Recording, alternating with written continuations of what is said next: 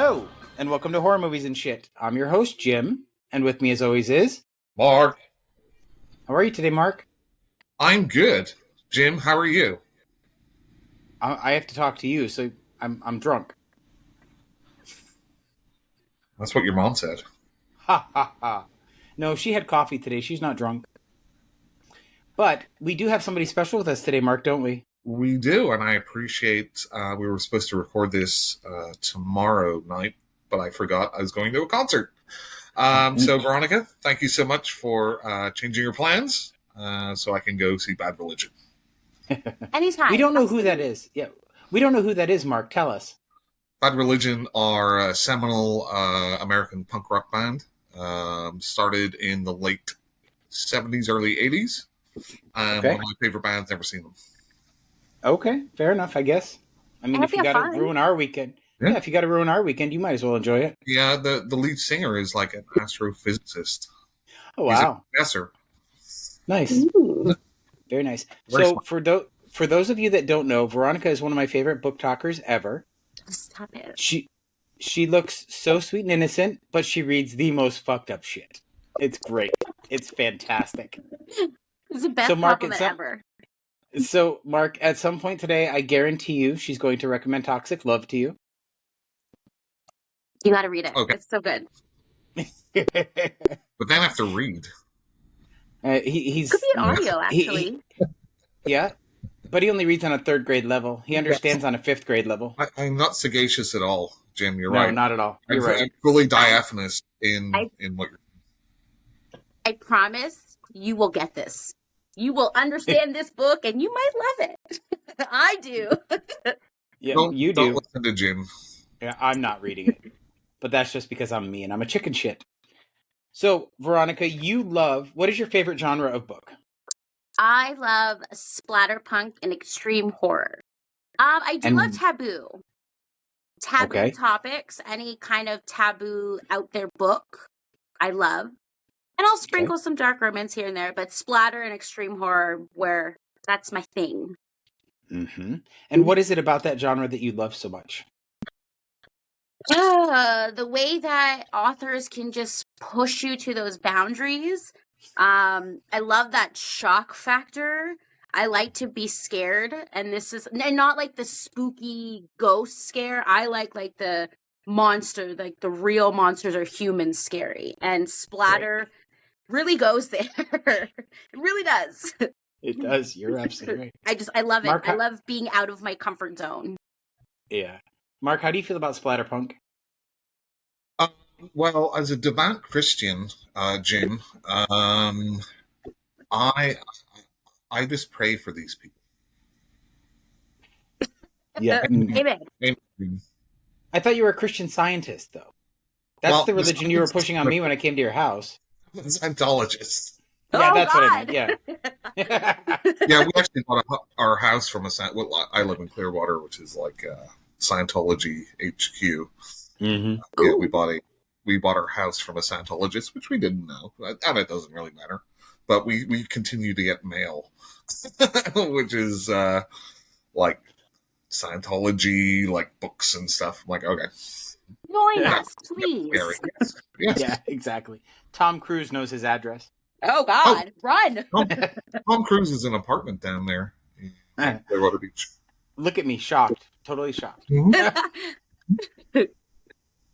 So, we wanted to talk about some extreme horror movies. But tell us about some of your favorite extreme horror books. Ooh, okay.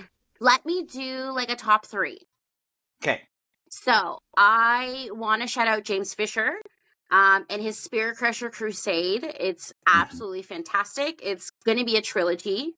It's pretty much like mass vigilante kills pedos. He saves the lives of innocents. It's great. It's gory. It's bloody. It's love it.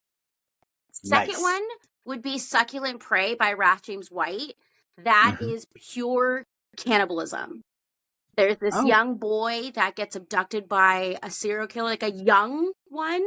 And this guy's really sadistic, and he has him in his basement. He's like, he drinks his blood. He eats little parts of him, and he escapes. But then, like, all the trauma that happens, now that young kid feels like he has a virus because he's starting to develop those cannibalistic traits and stuff. Okay. And he's trying to find the killer so that way he can make sure, like, is this, like, am I a killer now or what? Right. Did we lose Jim? Well, hopefully. And Oh God, Yeah. this is gonna be hard because I did say 3. you did? I'm gonna go with Toxic Love by Christopher I knew you Triana. would. But Oh, yeah. we've never talked about it before, so tell me why. Toxic Love is just disgusting. Like, it's this guy who lost his wife. He takes care of his girls. He lost his corporate job. He needs a job really fast. So what does he do? Crime scene cleanup is what's available to him. So he does the crime scene cleanup. This young, hot, blonde, like 19, 20-year-old girl starts, and she has these really perverted and dirty thoughts, and they act upon them, and it's wild and it's great. I love it. It sounds very romantic. It's a love story. It really is. Yeah. It's like Romeo and Necrom. Just with a lot more blood. Well, I'm glad Jim's left now because he's a real He just left. He's like, she talks about Toxic Love too much. Let's go. He'll be back. He'll be back. So, does your love of splatterpunk then go into movie format? Because I know it's different, different formats, and sometimes that can affect people differently. So I will say I do enjoy watching like extreme movies, but you are right. Like, I can read some of the darkest and most depraved things, but if I'm watching it, it's a whole different ball game for me anyways. I'm just like, oh, I've just recently started watching like stuff on Tubi, like all the TikTokers, the movie guys on there. And I've started doing this series on my channel where I compare a certain movie that I watched to a certain book. So far it's going good, but yeah, I've been traumatized with some movies that I've watched. And that's the goal, though, right? I mean, and that's the goal for anything. I mean, it doesn't even have to be horror, right? You can talk about like dream, I don't know, comedy, right? It's supposed to make everyone laugh, like real, like, and it could be like raunchy comedy or whatever, right? Or something like that. Something kind of like pushing the boundaries, and it's supposed to make you feel something, whether it's, oh, that's cool, or that's disgusting, or that's interesting, I haven't seen that before. But I think human beings are generally kind of macabre, and they're drawn to it. 100%. I mean, if we look at history and we look at, executions used to be, gnarly. a family. It used to be a family thing. And in fact, what used to happen in history is sometimes, like the family would go to watch a public execution, and the father would like beat up the kids to make sure that they remembered what they saw. Oh, wow. And that's how living those times. Yep. Down here. Okay, what did I miss? Yes. Yeah, we were just talking about you. That's okay. You can talk about me all you want. I don't mind. I put my face on TikTok like 4 times a week. Well, until TikTok gets removed. Remember? Mm-hmm. Yeah, well, yeah, I know. I'm all lonely because, like... But at least Veronica... No. Like, why am I going to be on an app when, like, the rest of my friends are not on it? Well, you still have your UK friends and your Canada friends. It's not a lot. Well... You guys are all American or you're in the UK. It's funny, it's like, oh, we don't want China spying on U.S. citizens. We just want U.S. companies to spy on U.S. citizens. Pretty much. Right. Like, Google gets all of our data anyway. So I'm sure when we get off this podcast, I'm going to get a bunch of, like, podcast things pop up because it's normally what happens. I know. Oh, Jim is just the worst, isn't he? But I do want to say... Jim's losing it today. I am. It's awful. So whereabouts in the country are you? Canada. So I am in Ontario. Mm-hmm. It's I was going to do like a terrible Canadian accent, but I won't. What are you talking about? Everybody says that to me. They're like, a boot. I'm like, I don't even hear me say it, but I guess it's the Canadian. God, it's been a while. It's They're like, funny. we love your accent. I'm like, what accent? I don't hear it. I know, right? It's funny. So I'm originally from Northern Ireland, but I moved to Florida about 20 years ago. We met these Canadian people on a dolphin cruise because it's like 5 minutes away from us. And sometimes we do that. We go out and see dolphins. They eventually moved down here. They're like, we can't stand the snow and the cold anymore. I'm like, yeah, I get it. I get it. It's definitely no joke. Like, my mom and me just moved, and we moved a little bit, like just 2 hours up north. You can definitely feel the difference. Like right now, it's kind of rainy, but it's not like that comfortable. You know, when like it's rainy, you can sit on your porch and just relax. It is Right. freezing. It's Yeah. cold. And Mhm. I've lived in Canada my whole life, so this is the first time that I moved from like the city that I was from. And yeah, it's freezing here. Like I'm constantly wearing like a bunch of stuff. And then I walk down the street and every local person is in a dress and shorts. I'm like, what is going on? Yeah, you can really tell, like people from colder areas because if you go down to the beach in, January, there'll be people in the water. It's like it's fucking freezing. And they're just like, it's great, it's great. I know Canadians, the second we get that warmness, like we're outside. Beer's outside, we're in shorts. But this city is cold. So I'm like, oh, I gotta wait a little bit. See, I love the hot weather, so this is just like perfect for me here. The hotter the better. Oh yeah, Florida's But where it's at. Yeah, the funny thing is, like most Floridians hate the weather. I'm like, okay, I guess it's just you've When you're never not had. from there, you appreciate it a hell of a lot more. Yeah, it's like a vacation every day for me. I mean, Yeah.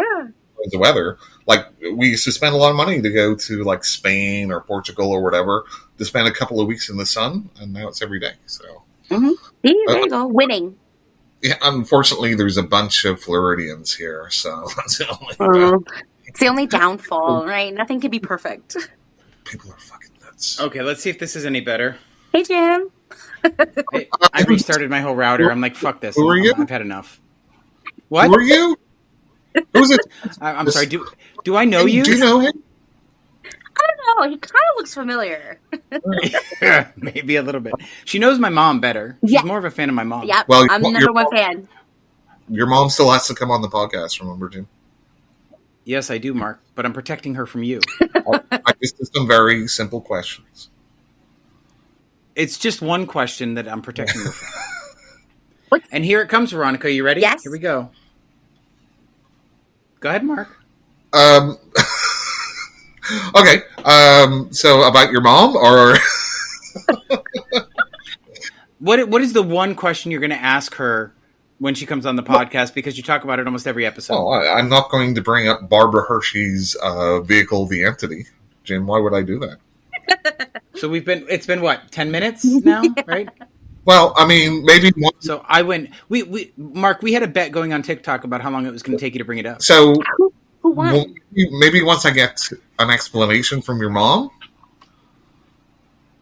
then Why do you need an explanation from my mom? Hmm? Why do you need an explanation from my mom? Because Like, what does her child rearing have to do with you?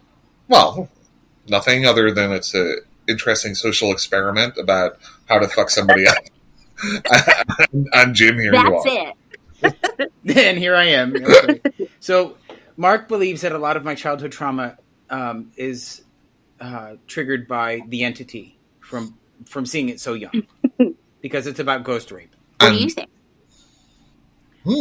I never realized it was about ghost rape till I watched it when I was in my 30s. That's called being in denial, or maybe PTSD, Jim. Which is why I want to talk to your mom. PTSD is no joke. That's a serious matter. I do not have PTSD from a movie. Well, you don't know that. I do know that. So, Jim, I guarantee. Yes. Veronica likes extreme splatterpunk and extreme movies to a certain extent. Jim, what is your favorite extreme movie? I honestly can't. I don't know that I've seen any other than your favorite movie, Mark. Mm. What's your favorite movie, Mark? It is Martyrs. Ah, I knew that. The French version. Yes, the original the one. English. I will not watch the remake. Because Tim told you he was going to bring it up. Yeah. I was like, wait a minute, that sounds familiar. I should have known that answer. Yeah. Tim's like, I want to take a bet on how long it's going to take him to talk about Martyrs. Well, you asked what my favorite movie was, Jim, so... No, I didn't. I said it was your favorite movie. I didn't ask you to say it. Okay. Let's rewind the tape.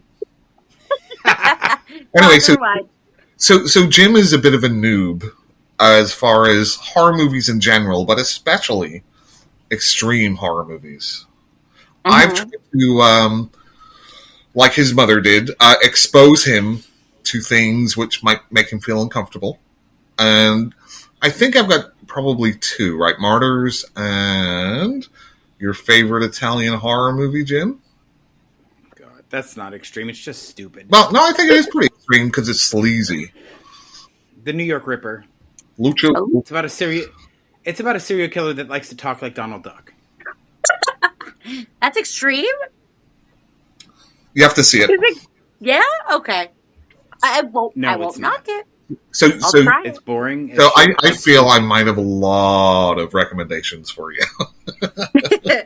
I'll take anything. Like I said, like we were talking earlier, like I have noticed, like since I've gotten back into watching extreme movies, that I do handle it in books better, but it doesn't mean that I will not watch it. Like I will just take a lot of breaks and I'll breathe. She usually goes to Chuck for her recommendations, Mark. Okay. Chuck's been feeding Mark knows me. Chuck. Yep. Chuck's been feeding me some good stuff, actually. We've had Chuck on the podcast. He's a friend. So just to get like an idea of kind of the movies that you've seen, what is the most extreme horror movie that you think that you've seen, and why? Most extreme. I feel like Terrifier is just an easy answer to say. So, I oh God, I'm exposing myself and I'm nervous. That's what Jim says. Never uttered that in my life. Well, you're exposing yourself normally. Oh, sorry, I need to bring that up. I actually enjoyed the Human Centipede trilogy. And I thought that's extreme, right? Like that's... I think part 2 is. And whole mouth, you know? I think part... You hold on a second, Mark. Veronica, this is not TikTok. You can say whatever you want. You don't have to say like whole in mouth. Yeah. It's asshole to mouth. We can say that. So I think part 1 is actually not extreme at all, apart from the idea of it. But I believe Tom Six, who's the director and writer, he got some of that feedback after making it. And for part 2, he's like, okay, the gloves are off now. I'm going to make something wild, super, super extreme and disturbing. And he succeeded. That man in the beginning just, like, he just was creepy and like, and yeah. The second one was definitely like, yeah. There's another... The one that Chuck actually told me to watch for my birthday, I feel like that one was kind of extreme too, and that was Excision. Mm-hmm. Which I still have not seen yet. Like, that movie did blow my mind, but I feel like that star was more mental health than, like, there was extreme factors and all that, but like the mental health really like stuck out to me. I was like, holy fuck. Do you imagine being like that and just people just watching you, like, go down and just they don't do anything for you? Like it was pretty gnarly. But yeah, I do a podcast with Jim, so yeah, I understand. The movie title I promised you I'd send you last night, I just sent to you. Okay, thank Veronica. you. I appreciate it. So just as a funny thing, so the first celebrity I ever met was Lawrence Harvey at a horror convention, and he's a guy that is the main lead, Martin, in Human Centipede 2. And he's super nice. Right on. Yeah. Nice. I do like that. So, okay. So, Jim, I'll go down my list. Please do. And so I'm not experienced with extreme horror. So although I do have a question. Sorry, before you start your have you seen Eden Lake, Veronica? No. You need to watch that. Eden if you Lake? Can find it. Okay. Yes. I got my pen tonight. Michael Fassbender. Yes. So go ahead. Yeah, it's a rough movie. It's pretty funny. Funny. I like Mark. So I had two ideas about this, right? I was going to sit down and do, because I remember I worked with a person who liked horror movies, but they weren't really like into a lot of the more unusual ones, shall we say. So I did this ladder of like ramping up the more and more extreme movies to give them to see what they thought about them. So I was going to do that, but then I'm like, nah, I can't be bothered doing that. So I don't know what's more fantastical about that statement. The fact that you said you worked or that you had a friend. So Jim, friend, do you understand what that means? I think I do. Okay. It's not your mom. She is far from your friend. Okay, so I'll just do a breakdown of like some of the more extreme horror movies that I could think of and put them into kind of categories. So the first one that I thought about was like found footage or mockumentary. Okay.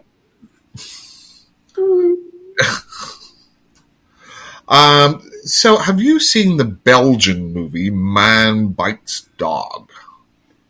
No. Ooh.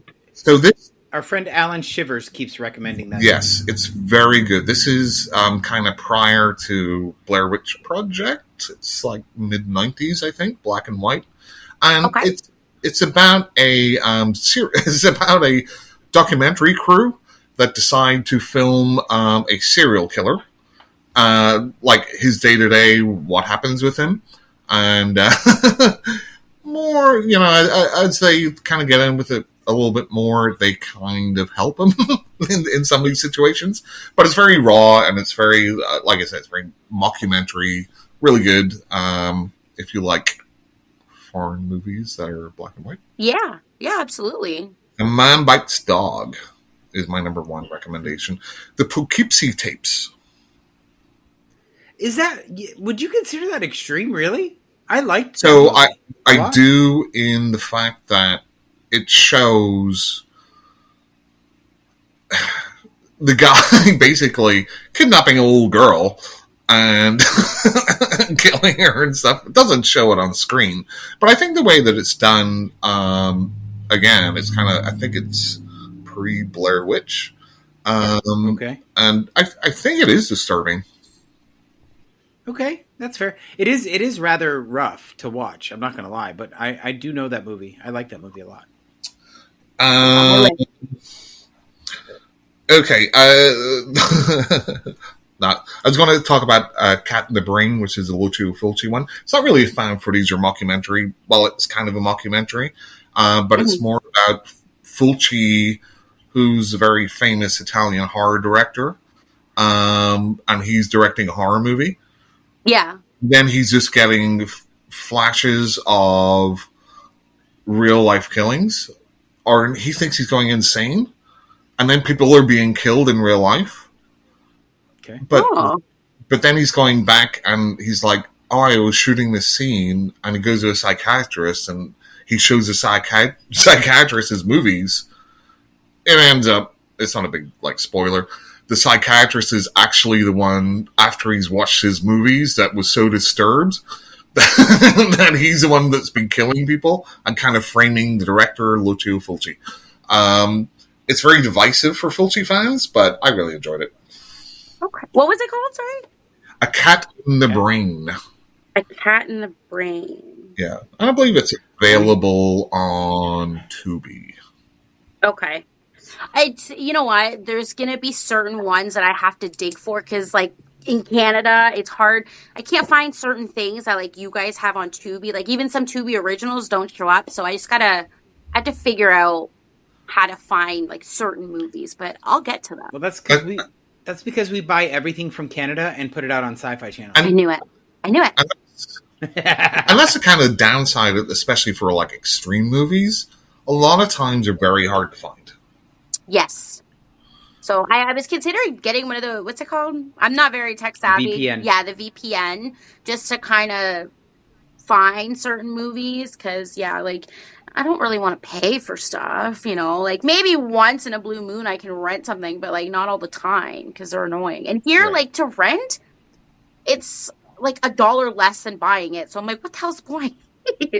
What? Yeah, like a lot of movies That's that insane. are to rent, like say, I don't know, say the Amityville, okay, is $5.99 Right. to rent. To buy, $6.99. So I'm, That's stupid. oh yeah, a lot of the movies are like that. So I'm like, damn it, Canada, get it together. Right. But whatever. Jim, Yes. do Yes, you have Mark. any recommendations for extreme found footage movies? No, I don't. I don't generally watch found footage, so it's not in my. So I kind of have like a top of the class list. So I don't want to mention one of them. That is half a found footage movie. So I will come back to that one. Okay, so the next one's kind of a fun one for me. So it's not necessarily horror per se, but there are a number of like either martial arts or like fighting movies, action movies, which really are pretty extreme. I bet I know what he's I going. Go. think maybe I know. I think he's talking about Ichi the Killer or Old Boy. Nope. Never heard of it. No. Okay. Riccio. Nope. Nope. Not seen that one. So Riccio, it's a Cat 3 Hong Kong movie, which is kind of like Fist of the Northern Star or one of those type of manga movies mixed with just a lot of gore. The next one is also basically the same type of thing, but more modern, and it's called Adam Chaplin, which is a more modern Italian horror. Isn't that the one you had me watch? No, you've never seen Adam Chaplin. What is the one where the guy punches the one where the guy punches through the head when they're on the roof? Oh, I might have shown you the trailer. No, you told me to watch it and I watched it. The what? No, it's not this one. Is that the one where he's almost superhero-ish in the violence that he brings down on people? So he's like this real jack guy, but he's got like demon talking to him because his wife was killed, and it's kind of like again Fist of the Northern Star, but in Traumaville. But we've never watched it because it's hard to find. You haven't seen it. I have seen it. Wow, we didn't watch it together. No, we did not. No, I think I saw it on Screenbox. Oh, really? Yeah. Maybe I have to look at that if they have some more extreme stuff. It's only like $5.99. It's not bad. So here's one that's just a straight martial arts movie, but it is like more bloody and gory than most horror movies, even most extreme horror movies. Okay. And it's The Night Comes for Us, which Comes for Us. Yeah, which I think is on. I think I saw it on Netflix. Okay. That sounds good. I like the title. The Night Comes for Us. Yes, it's like extreme brutality. I told you I'd have recommendations. You know, she loves recommendations. Now that I'm remembering, there is one. I think it would be called Extreme. Yeah, I think that I read, and it was cannibalism. So cannibalistic movies, the trope itself is my favorite. I don't know what it is, but with movies it makes me queasy. And I watched this French film called Raw. Oh yeah, right. That blew my mind. Mm-hmm. Like it was so good, and that's a very perfect example of like I can like Succulent Prey had what Raw had, but I handled it better in the book because watching her do those things, I'm like, Right. whoa, she's eating them. Just like, you know, it's just that I really enjoyed that movie. It did make me queasy. That was a good And, one. and I think there's maybe a little bit of a lie sometimes that we're told to say, when we're reading something, then our imagination can go wild and blah, blah, blah, blah. No, but I think sometimes actually watching something is worse or better. 100%. Yeah, like I don't my stomach doesn't really turn like if I'm reading like a book about cannibals and they're eating and I enjoy description. Yeah. I love description, like tell me the shininess of the organs, tell me this like how they sound in your hands. I love that. But if I'm watching that on film, I gag. I feel like I want to throw up. Like I'm queasy and like I have to stop it a couple times. So I'm like, wow, it's so weird how it's such a drastic, because like I'm reading a hell of a lot worse. Like they don't, but I end up trying to get better. By the way, Veronica, we will be talking about that book I've been teasing on TikTok. We will be talking about that towards the end of this show. I'm just saying. Because you need to know about that dinner scene. Yes, I do. I thought about it last night. I was gonna watch Late Night with the Devil, but I literally felt like I was gonna fall asleep, and I'm like, Veronica, I'm not doing this to myself again, so I'm gonna watch it tonight. But I thought about that all last night. I'm like, I wonder what that dinner scene's like. Oh, we're gonna talk about it. Don't you worry. I can't wait. Okay, Mark, continue.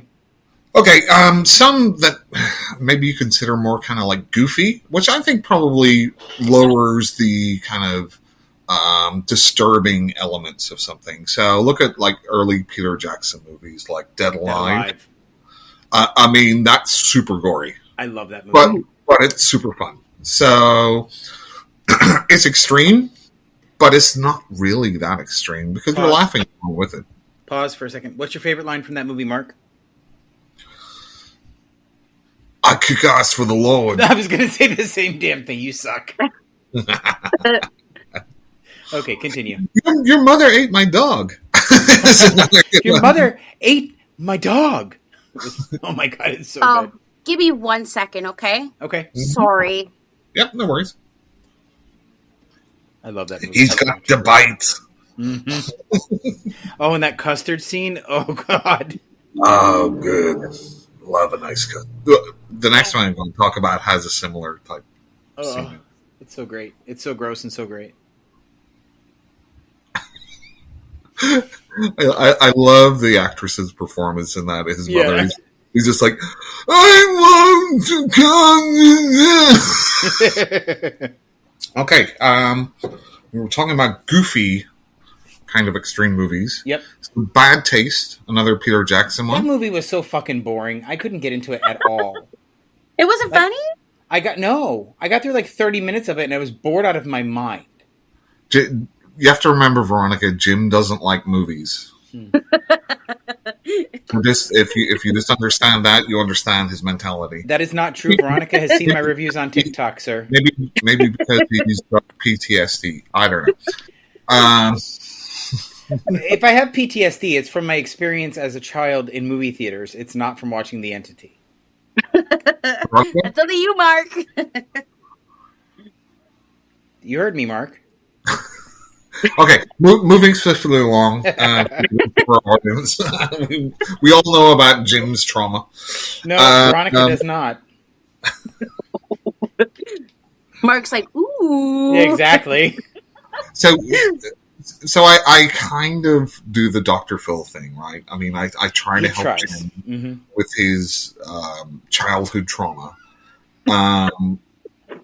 And usually when I bring it up, he's like, oh, this person hasn't heard of it. So I have to explain it over and over again. You don't have to explain a thing. I don't bring it up. You do. You just brought it up, Jim. Rewind the tape. I know exactly what I said.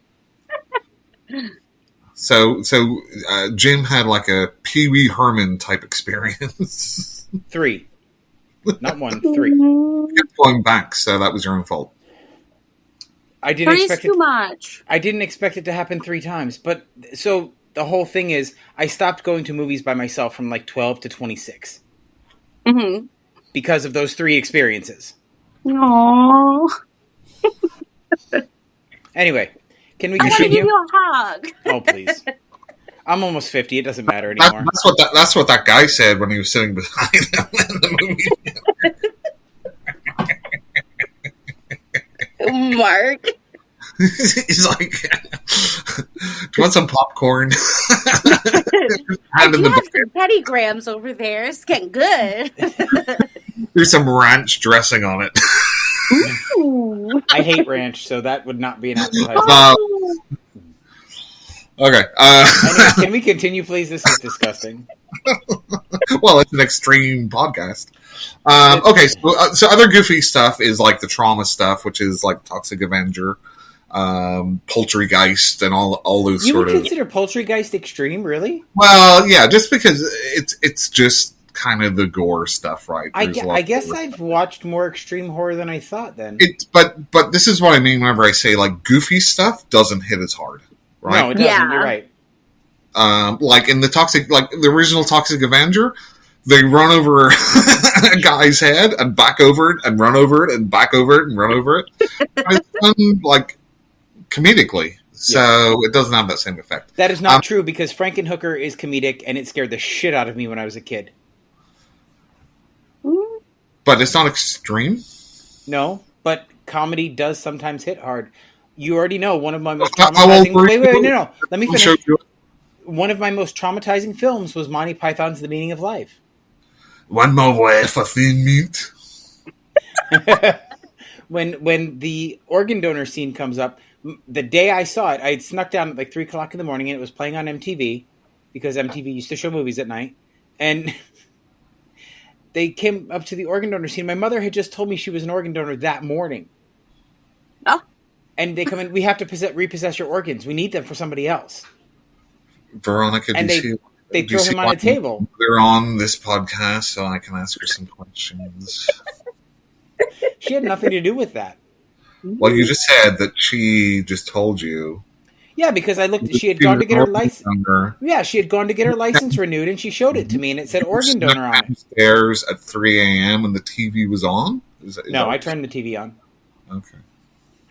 I just want to get to the bottom of it. Did you never sneak out and watch TV after your parents went to bed? No, I'm a good boy. Oh, that's right. You were at boarding school anyway because your parents hated you. Really? I wasn't at boarding school. I was at a boring school. Okay, so for the goofy stuff, like I say, like Peter Jackson, trauma stuff, even like Evil Dead. There's like a lot of goofy, kind of stuff, which I think kind of takes it down a notch. So then we have like true crime stuff. So I like true crime. So like one of the talk about sleazy, right? And we're talking about New York Ripper. Probably the most recent movie I've seen where I'm like, oh my god, I need to take a shower after watching this. Is a German movie called The Golden Glove. Which is I watched it. You've seen it? Yes, and that was like, wow. Right. It's just like gross. Everybody's gross in it, and they're doing gross things, and it's based on true life, and it's like, that's gross. You really, I felt really dirty. He was just such an asshole, and just the way he was treating these older women. They weren't even young. They were older. And I'm like, what the fuck? It's just, I was watching that with my jaw on the floor the whole time. I'm like, what the fuck am I watching? It's good. It's one of those movies, though, that I kind of appreciate, where you don't have, like, the OC cast of beautiful Hollywood people in it. These are like real life people. Like they're not attractive. No, like me. None of them. So I kind of understood. But it's one of those movies. Like, could you imagine having like a family gathering or something? Oh, hey everyone, I'm going to throw a movie on here. It's The Golden Glove, and everybody sits around and watches it. They'll be like looking at you like, what the fuck's wrong with you? Like, why? Why would you do this? I mean, but That- that's something I would do because I Yeah. loved it. So Me too. There was about a 10-year span where everybody I met would have to sit down with me and watch Dead Alive. yeah. Yeah. But that's a fun movie, though. That, you know, I think if you have an audience, like some of the other stuff I'm going to talk about, you don't want other people, like normal, quote unquote, people Yeah. watching it with you because they're like, what the fuck is wrong with you? Right. Like, it's just a movie. It's okay. So the Golden Glove, yes. Henry, Portrait of a Serial Killer, I think also has that type of vibe. Have not seen it. You've never seen Henry, Portrait of a Serial Killer? Nope. I haven't seen that one either. Michael Rooker, that was his breakout role. Should I know him from something else? Yes. The Walking Dead, Slither, Who was he in The Walking Dead? Guardians of the Galaxy. Who was he in The Walking Dead? He was Daryl's brother. Oh, I don't remember his name. okay. But yeah. You've seen Guardians of the Galaxy, right? Have I? I don't know. He's Yondu. Oh, okay. I know who that is. Yep. I'm your daddy. Another another one. No, you're not. And I'm kind of a separate category for this. And Veronica, you might want to look this up if you're not familiar. In Hong Kong, prior to them going back over to Chinese rule, they had a category of movies called Category 3, which are like the X-rated versions, like for US, right? Right. And The Untold Story with Anthony Wong, and I think it's on Shudder. Always Is just wrong, never right. absolutely fantastic. Anthony Wong he won like the equivalent of like the best actor Oscar for Hong movie awards, and this is a brutal movie, and apparently it's based on a true life thing. So, Cat 3 Hong Kong horror movies, Cat 3. They don't hold back. Are you going to bring up Tokyo Gore Police? Well, that probably would have been more on like the Meatball Machine one. Those would probably be more on like on the goofy side. Yep, that's true.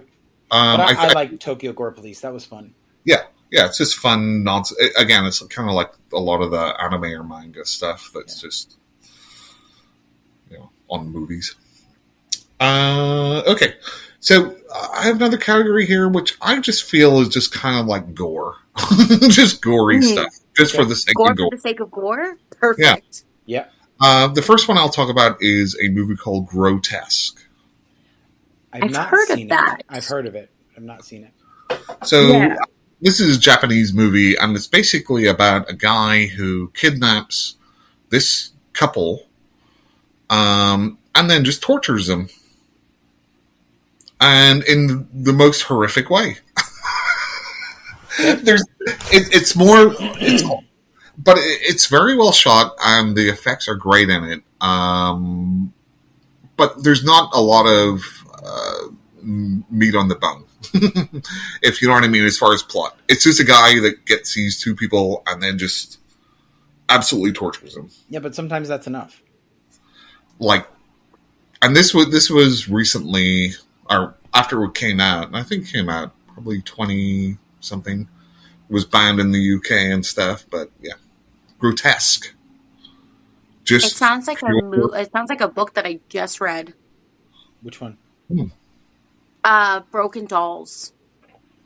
It's very controversial for that sake, where it's just like a home invasion and it's very brutal.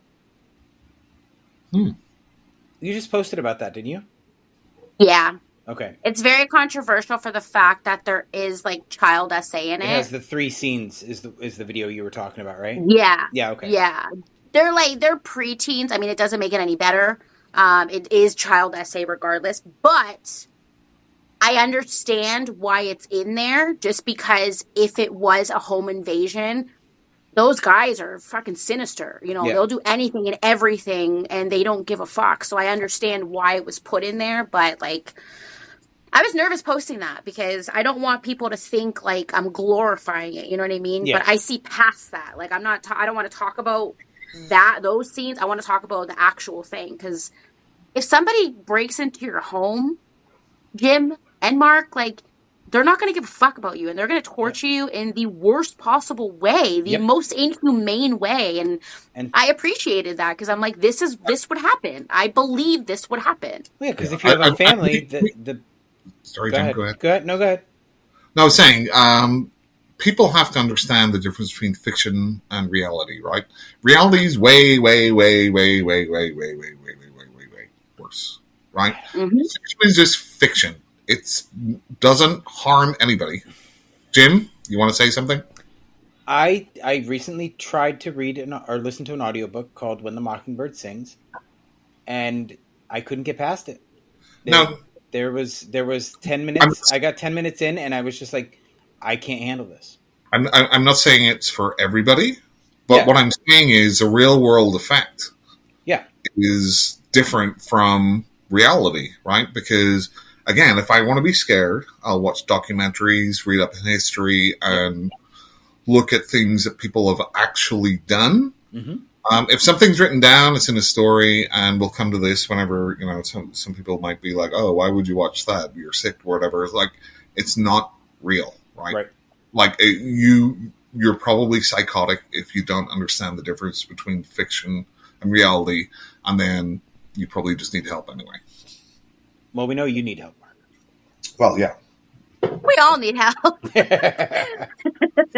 But more specifically, Mark, I've been to his house. I know what he thinks. Yeah. Mm-hmm. Go ahead, Mark.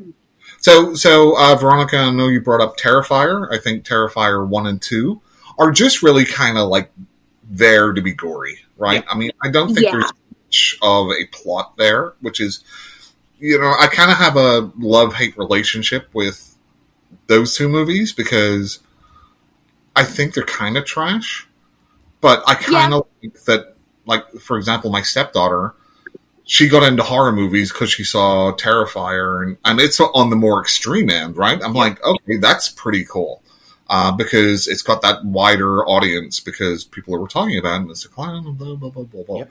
I mean, I think the second one's better, but it was like an hour too long. And I know the third one's coming out, and everyone's like, oh my god, it's going to be like he's killing a kid on Christmas. I'm like, that's the point. Right? That's the whole point of these movies, is to shock people. That's what he does. Yeah. Right. That's why, I don't know, like, I do, like, I have watched them. I don't mind them, but, like, I'm not like everybody else that's, like, the ones that love it are like, holy fuck, it's such a great movie. I'm like, it's gore for the sake of gore, which is fun, but, like, you want plot sometimes, like I enjoy a good story, like, make them more menacing. I don't know, make them talk or something. I don't know.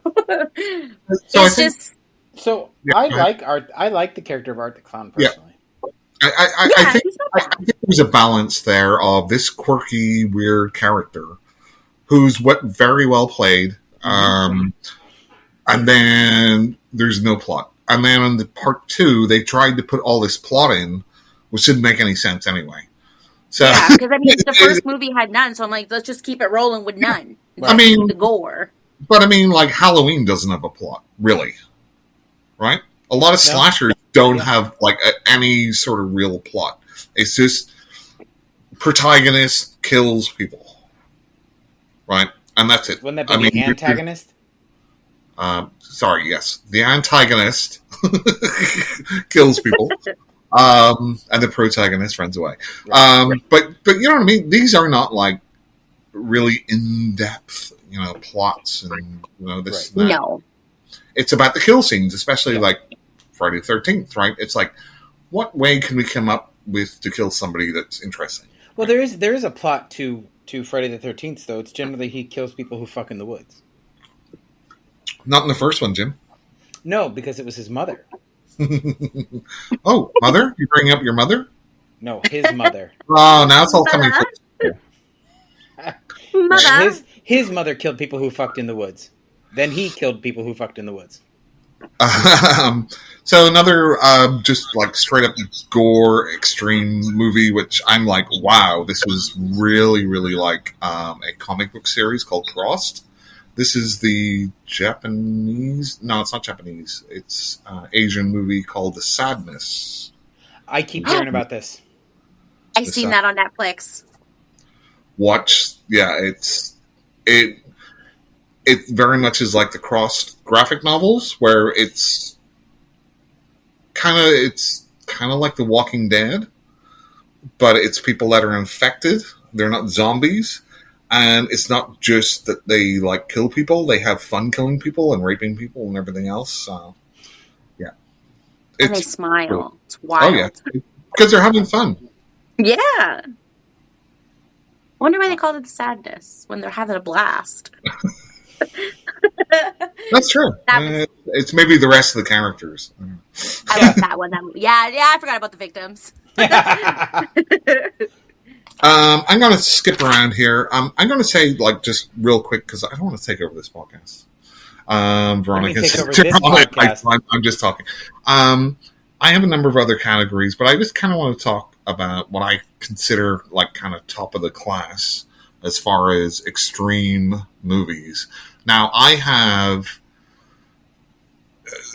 like, a tolerance for stuff. Like, I think if something is just, like, I won't watch any of the Slaughter Vomit Dolls or August Underground because it's just so cheap and it's just scare tactics and just like, oh, how extreme can we make it? Like, no, I want a little bit more than that. Did you just say Slaughter Vomit Dolls? Yes. Yeah, we're gonna just go past that, right? No, I need more clarification. Valentine is the creator of those. Unlike August Underground, they're very low budget. Slaughtered Vomit Dolls has a lot of people vomiting in it. Okay. Ugh. Like, how is it chunky? It's real life. It makes a difference. It does. I love the cover though. I've not seen them, but just because they're like so low, you can't see it. Low rent. No. Let me turn down the brightness. Oh. That's cute. Isn't that cute? I'm nervous. It's too cute. So I want to talk about ones which I think that have more going for it rather than just vomit, like cheap, vomiting. So number one, and it's probably number one on a lot of these extreme horror movie lists, and it's a Serbian film. Chuck hates that movie. Hates it with a passion. So does Shane O'Mac. Mm-hmm. Have you seen it, Veronica? Yeah, I watched it just like, just to watch it and stuff. And yeah, I kind of wish I didn't see it, but. Did you hate it like Chuck did though? Like Chuck hates it.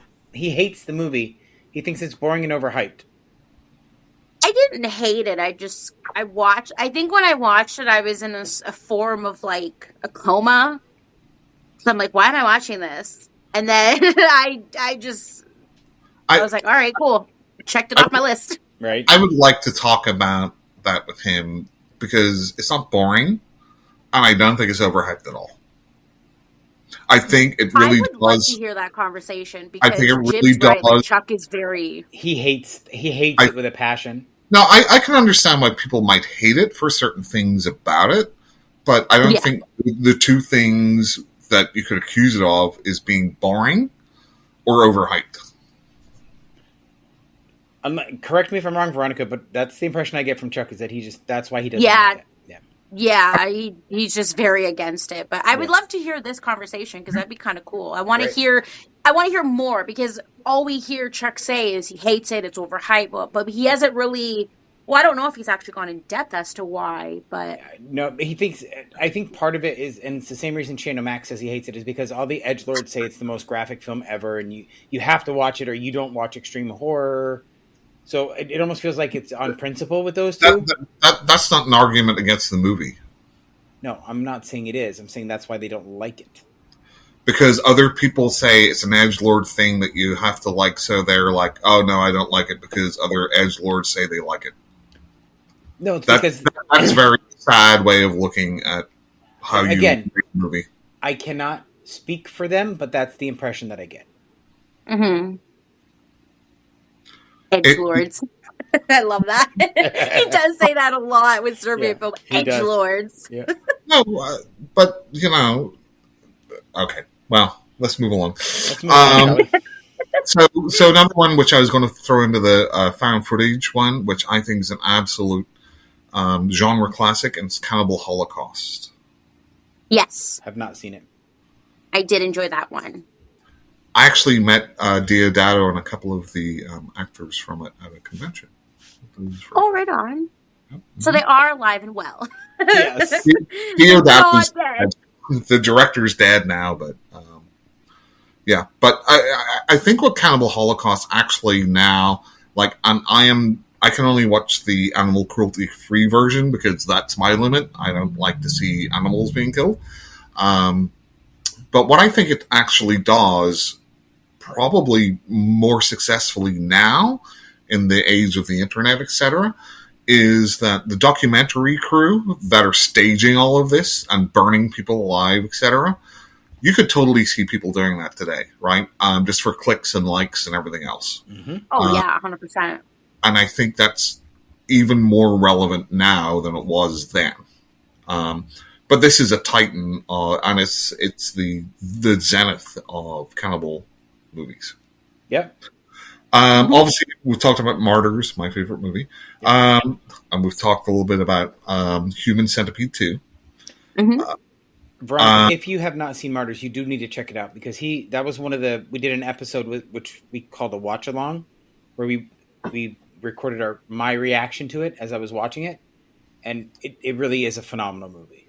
It really is. Okay, I'll watch it. I haven't watched it. It's hard to get. Parts of it are hard to get through. I'm not going to lie. It's a good movie. Do not look up anything about it because a lot of the fun of this movie is that you don't know where it's going. Right. Okay. Yeah, I like to go in things blind. Yep. Okay, next one is Lars von Trier's Antichrist. Jim? I've not seen it because I don't like Lars von Trier. It's dirty. It's a dirty movie, and I love it. So I've only seen, I think, from Von Trier, The House that Jack Built, and this one. I'm like Melancholy I have to watch, and a couple of his other ones, but I think Antichrist is just like fantastic. Because you're twisted and sick. Well, it's kind of like he's taking the piss out of people because they accuse him of being like misogynistic, which he may or may not be. But the whole concept around this movie is that women are genuinely evil. And it's only because of nature that they're evil, right? It's but I think it's like a big fuck you to his critics or whatever. I'm like, I don't really care about a lot of that context, but I think it's very well acted. I think there's a lot of very extreme scenes in this movie, but it's a very beautiful movie as well. I loved it, yeah. I am not going to lie, yeah. It was nice. I liked it. From what I know of the movie, it's right up your alley, so I get the 100%. Yeah. The very first scene, I'm not going to ruin anything, the first 3 minutes of it was fantastic. There was something tragic that happened, and I was not paying attention to that. There was something else that was better. Yeah. You know that was... It was great. I do know. I think I know what the opening scene is. So. They really had two actors doing that, right? That wasn't simulated. They were really going at it. But it wasn't. I mean, honestly, if I was, I think I would do it too. I mean, let's not fake it. Let's just do it. Right. Some of those camera shots were very close. I'm like, that is real. I really like paused and looked. I'm like, that's real. That's got to be real. They had so much fun making that movie. Right. The next one I have is another one of the French New Wave horror movies, such as Martyrs, and it's Inside. I have not seen that yet. L'Intérieur. Inside. The French is L'Intérieur. And it's I enjoy foreign films. Yeah. It's about a pregnant woman who's in a car crash, and her husband dies, and she's at home at Christmas. It's a Christmas movie. And then somebody's breaking into her house. And it's extremely graphic, but it's really good. Okay. Up my alley. Yep. Inside.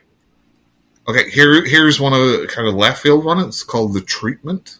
Jim, I know we've talked about this before. We have. I don't know that I've seen it though. So Treatment. The Treatment is it Danish? It's based on a Irish woman's book, and it's regarding a guy who kidnaps families and does things to them. And the main it's like a detective movie, but the main detective also has a history of his brother who was kidnapped when he was young, etc. It's very disturbing, but it's not on the screen disturbing. Right. It's more disturbing about what they're talking about. That's actually worse sometimes, for sure. Yeah. Yep. And this was on Amazon Prime in the US for a while, and they rated it PG-13 on there. It is not a PG-13 movie. This is not a movie to put on with kids around. This is pretty out there. Treatment. Yeah. The Treatment. I have a long list. I told you. We're not done yet. I love it. I have so much. So I'll pause here because I don't want to just take over and just talk about. But Mark, you're much more well versed in extreme stuff than I am. So please take over. Okay, so we have like rape revenge stuff, right? I spit on your grave, right? I spit on your grave.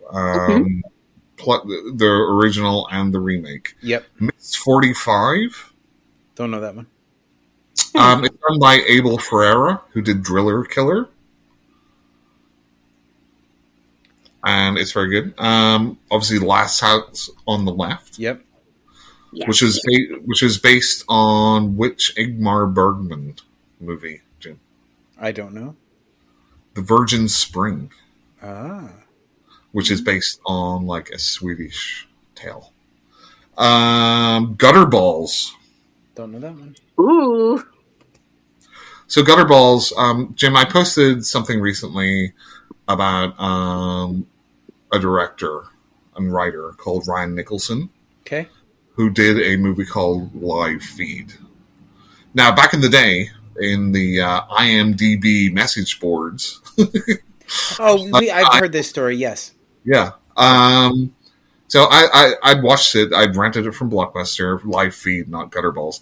And I left a review on IMDb. And he actually reached out to me and he said, well, what sort of version? I said, we're Blockbuster. So he sent me the movie, uncut, and signed it for free. And he said, I just want the fans to have the proper copy. And I'm like, that's awesome. And he died a few years ago. But Gutter Balls is very much a rape revenge. And there's a certain scene with a bowling pin. There's a Chuck Tingle book about a bowling pin. Just saying. I don't know what that is. They're thick. That's what she said. Bowling pins are thick. Do you get this reference there, Veronica? The Exorcist? Yes. You're the only person that's gotten that right. Really? I love it. How can you forget that? I don't know. The shadow and everything. That was great. Yep. Yay, I passed. So next up we have When Evil Lurks. I want to see that. Being a more recent kind of trendy movie. I think it's on Netflix. Sounds Shudder. familiar. It's on Shudder. Is it on Shudder? Everybody's talking about it, Veronica, all over TikTok. It was all over TikTok for about 3 months. It's an Argentinian movie. Yeah. I first watched the same director's movie Terrified, which is awesome. And When Evil Lurks is equally awesome. But it is... Can I spoil a little bit of it or no? Yeah, go ahead. Yeah, Don't bother me. So basically... Yeah, don't worry. Me too. So, a lot of people got very upset about a certain scene in it, and so it's basically about possession, right? But the people who are possessed is almost like an infection, right? And it can spread. And if you touch somebody who's possessed, it can get on your clothes, etc., right? And then it can spread to people that go near your clothes, like an infection. So the main guy goes back to his ex-wife's house because there was this possessed person there that they've just been dealing with. And he takes off his clothes, and he's naked and whatever, and the clothes are like lying in a heap. There's a little girl, she's probably 5 or 6 years old, and in the house is like this big dog. So the dog goes over and smells the clothes. And then the dog kills the kid. And it's shown on screen, a lot of it. I'm fucking here for it. I love it when kids get killed. Like, That does not bother me. No. Yeah. Fuck your kids. I don't care. It's not bothering. I just mean that I don't want to spoil it, but it's not a big spoiler, I guess. No, everybody's talked about that scene. Yeah. It's just amazing. It's amazing how they did it. Yeah. And yeah, I totally agree. Kids should be totally killed on screen too. Yep. Some are annoying as shit. Get rid of them. The Babadook. Oh my god. Mm-hmm. The scream me. I just wanted to slap the shit out of them every single time. I know, and I got yelled at when I said that when we were on a podcast with somebody else, and he's like, that kid is differently abled. I understand that, but still, I wanted to slap the shit out of him. I never wanted a kid to die more than I did in that movie. But here's the thing with the movie, right? The kid's supposed to be annoying. I know. So it actually, the actor does a really good job. Yeah. It's super annoying. Yep. Then you get other horror movies where the kids are supposed to be cute or funny or whatever, and they're just annoying. I always wanted Carol Ann to die. Well, she did, Jim. Not in real life, you asshole. Wow. Any other kids you wish death for, Jim? No, but I got a Gen X guy that I'm talking to that I wish I might be thinking about it. I recommended a book to somebody, and I let them know, like, listen, like, this is disturbing for the fact that it's two serial killers that are in competition with each other, but the victims are children. And I let her know, and she was like, okay, cool, you know what? I'll give it a shot. Oh, no. She came back angry at me, and I'm like, I let you know, though. Like, these serial killers, they are, like, cutting the kids up. They're taking out their intestines, and they're putting them in the front garden bushes and stuff. It's fucking great. As long as there's no SA, I'm fine. I can handle the gore. There was none. There was none. They're like, can you send me the name of that book? Because I would probably really like that. They Are All Monsters by Jay Boot. Okay, you have to send it to me. Yeah, I'll send it to you. There definitely wasn't any SA. No, it was just children were the victims. I'm okay with that. And it was pretty much like there's a serial killer on the loose doing like bad things to all these kids, killing them, and then the FBI agent is actually the other serial killer.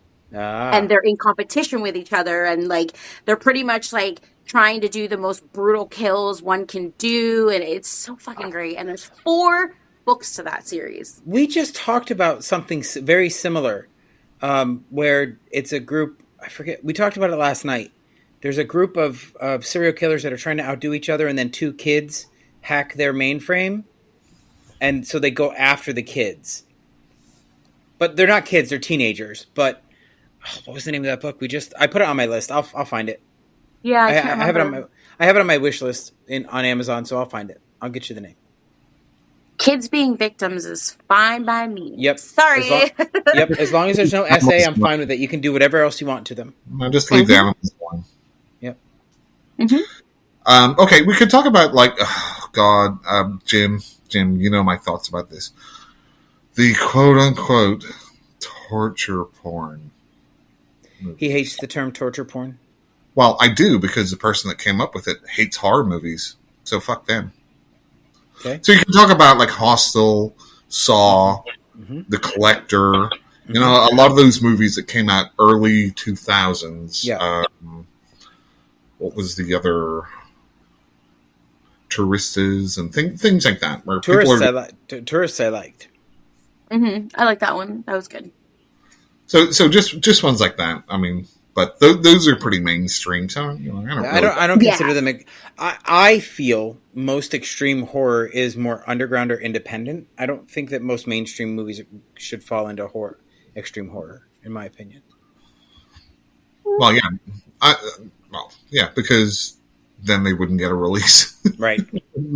But that's why we talk about Terrifier. Terrifier kind of bucked that trend, where it is super extreme, and I think that's how it got so popular that TikTokers, etc., would be like, "Oh my god, look at this extreme movie," and then it, just got a lot of publicity. Which is cool.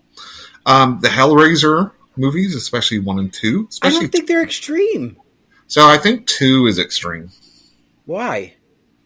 Because I think there's certain segments in it which, such as, no, I really want examples because right.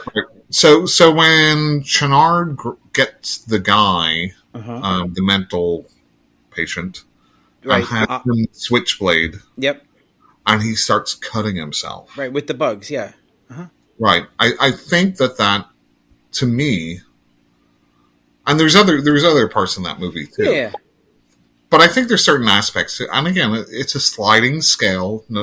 Everything doesn't have to be at 100. But I think it's disturbing enough that for the average viewer, they'd be like looking away, right? See, and that's what I'm trying to understand. Like, I have never considered myself an extreme horror fan, but based on the movies you're talking about, I've seen a lot of these, and I like a lot of these. So I'm clearly not as uninitiated as I thought. No, well, I don't think so. Well, and again, I'm not like super hardcore extreme person, right? You can look at those YouTube videos where they have like the icebergs of extreme horror movies, and a lot of it gets into like porn stuff, like actual porn stuff, like Dick Shark. I've not seen that, Jim. We talked about that last night on the live.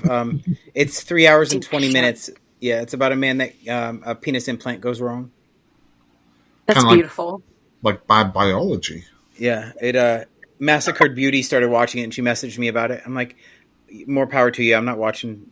She's like, it's basically porn, is what she said, and it's 3 hours and 20 minutes of porn. So it's not long enough. That's what she said. Yeah. Obviously, we have the Japanese and then the American guinea pig series. Yep. Which kind of like grotesque. We're just really like special effects type movies, right? Just like how far can we push our special effects budget to make something that's grimy? And of course, the Guinea Pig series is very famous for Charlie Sheen calling the FBI and saying this is a snuff movie, for one of them. And I think we've kind of lost a little of that as far as the VHS type thing, right? Everything now is in super HD and everything's like super clean looking. It's hard to find those. Oh my god! It's like an actual snuff movie, which we could talk about snuff movies. I guess, Jim, snuff movies. I can't say I've ever seen a snuff film. Or do they exist? I don't think they do, personally. No, I don't, because I don't think if anybody is that stupid to keep that much evidence around, then that seems like 100% a lack of forward thinking. Like, you don't think anybody's ever going to find this shit? So I don't think that anybody's that stupid if they're committing those crimes. Veronica? I feel like people are that stupid to be committing those crimes. Yeah, I feel like there's a couple, I do. So to me, it's like, how do you define a snuff movie? And as far as like the way I think about it is, you're filming somebody getting killed to sell it to make money, right? Yes.